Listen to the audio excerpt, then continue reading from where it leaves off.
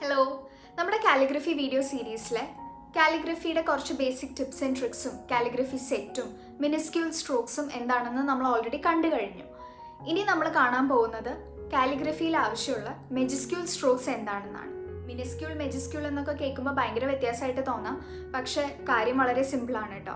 Minuscule എന്ന് പറയുന്നത് lower case, അതായത് നമ്മൾ സ്മോൾ ലെറ്റേഴ്സ് എന്നൊക്കെ പറയില്ലേ, ലോവർ കേസ് ആൽഫബറ്റ്സിന് വേണ്ടിയാണ് മിനിസ്ക്യൂൾ സ്ട്രോക്സ് യൂസ് ചെയ്യുന്നത്. മെജിസ്ക്യൂൾ സ്ട്രോക്സ് യൂസ് ചെയ്യുന്നത് അപ്പർ കേസ് ആൽഫബറ്റ്സ്, അതായത് ക്യാപിറ്റൽ ലെറ്റേഴ്സിന് വേണ്ടിയാണ് മെജിസ്ക്യൂൾ സ്ട്രോക്സ് യൂസ് ചെയ്യുന്നത്. കാലിഗ്രഫി പഠിക്കാൻ താല്പര്യമുള്ള എല്ലാവരും ഡെഫിനറ്റ്ലി അറിഞ്ഞിരിക്കേണ്ടതാണ് മിനിസ്ക്യൂൾ ആൻഡ് മെജിസ്ക്യൂൾ സ്ട്രോക്സ്. അപ്പോൾ ഈ സ്ട്രോക്സ് പ്രാക്ടീസ് ചെയ്യുക, അതിനുശേഷം നമുക്ക് ലെറ്റേഴ്സ് നോക്കാം, വേർഡ്സ് നോക്കാം, അങ്ങനെ സ്റ്റെപ്പ് ബൈ സ്റ്റെപ്പ് ആയിട്ട് നമുക്ക് കാലിഗ്രഫി എങ്ങനെയാണ് ചെയ്യുന്നതെന്ന് പഠിക്കാം. ഇപ്പം നമുക്ക് മെജിസ്ക്യൂൾ സ്ട്രോക്സ് എന്താണെന്നും അതെങ്ങനെയാണ് ചെയ്യുന്നതെന്നുള്ളതും കണ്ടു നോക്കാം. ആദ്യം നമുക്ക് ക്യാപിറ്റൽ സ്റ്റെം അഥവാ യൂണിവേഴ്സൽ ലൈൻ ഓഫ് ബ്യൂട്ടി എന്നറിയുന്ന സ്ട്രോക്ക് എങ്ങനെയാണെന്ന് നോക്കാം.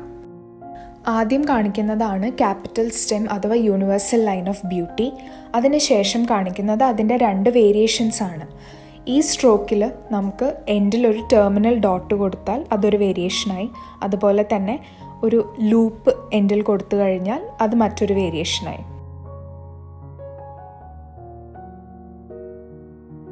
ഈ സ്ട്രോക്സ് ഒരുപാട് അപ്പർ കേസ് ആൽഫബറ്റ്സിൽ യൂസ് ചെയ്യുന്നതാണ്. അടുത്തത് നമ്മൾ കാണാൻ പോകുന്നത് ഹെയർ ലൈൻ എസ് കർവ്. നേരത്തെ ചെയ്ത സ്ട്രോക്കിൻ്റെ സ്ട്രെയിറ്റ് ഓപ്പോസിറ്റ് ഡയറക്ഷനിലാണ് നമ്മൾ ഈ സ്ട്രോക്ക് ചെയ്യുന്നത്. അതുകൊണ്ട് തന്നെ അത് തിന്നായിരിക്കും, കാരണം എല്ലാവർക്കും അറിയാലോ അപ്വേർഡ് സ്ട്രോക്ക് തിന്നായിരിക്കും, ഡൗൺവേർഡ് സ്ട്രോക്കാണ് തിക്കായിട്ട് വരിക. ഇതിൻ്റെ 2 വേരിയേഷൻസ് എന്ന് പറയുന്നത് 2 എൻഡ്സിലും മാറി, അതായത് ഒന്നിന് മുകളിലും ഒന്നിന് താഴെയുമായിട്ട് ടെർമിനൽ ഡോട്ട് കൊടുക്കുന്നതാണ് 2 വേരിയേഷൻ.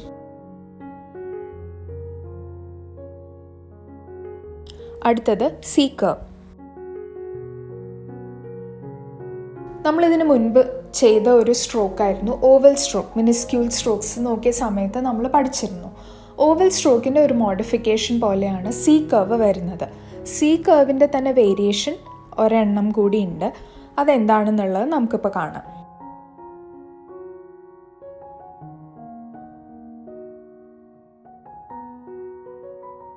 അടുത്തത് വെർട്ടിക്കൽ കർവ്. വെർട്ടിക്കൽ കർവ് വരുന്നത് പെർപെൻഡിക്കുലർ ആയിട്ടാണ്. അതായത് നമ്മൾ ആദ്യം ക്യാപിറ്റൽ സ്റ്റെം ചെയ്ത സമയത്ത് സാധാരണ കാലിഗ്രഫിയിൽ യൂസ് ചെയ്യുന്ന 55 ഡിഗ്രി ഇൻക്ലിനേഷനിലാണ് നമ്മൾ അത് ചെയ്തിട്ടുള്ളത്. പക്ഷേ വെർട്ടിക്കൽ കർവ് വെർട്ടിക്കലായിട്ട് പെർപെൻഡിക്കുലർ ആയിട്ടാണ് വരിക.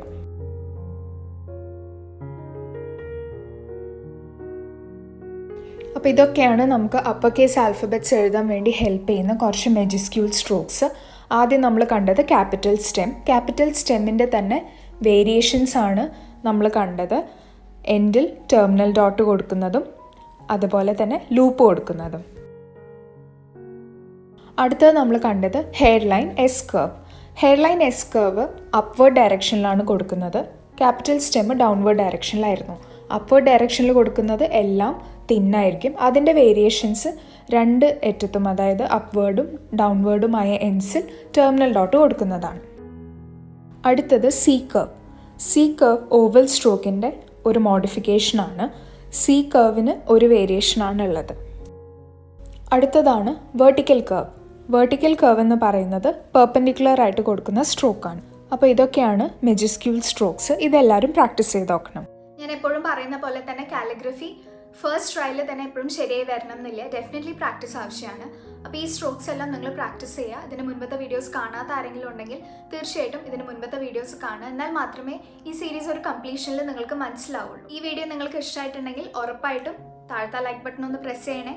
അതുപോലെ തന്നെ നിങ്ങൾക്ക് എന്തെങ്കിലും സജഷൻസോ കമൻസോ ഉണ്ടെങ്കിൽ താഴെ കമൻറ്റ് ബോക്സിൽ കമൻറ്റ് ചെയ്യുക. പിന്നെ ചാനൽ സബ്സ്ക്രൈബ് ചെയ്യാതെ തന്നെ വീഡിയോസ് കാണുന്ന ആരെങ്കിലും ഉണ്ടെങ്കിൽ ഉറപ്പായിട്ടും ചാനൽ സബ്സ്ക്രൈബ് ചെയ്യണം, നോട്ടിഫിക്കേഷൻസ് എനേബിൾ ചെയ്യണം. മറ്റൊരു വീഡിയോ ആയിട്ട് നമുക്ക് വീണ്ടും കാണാം.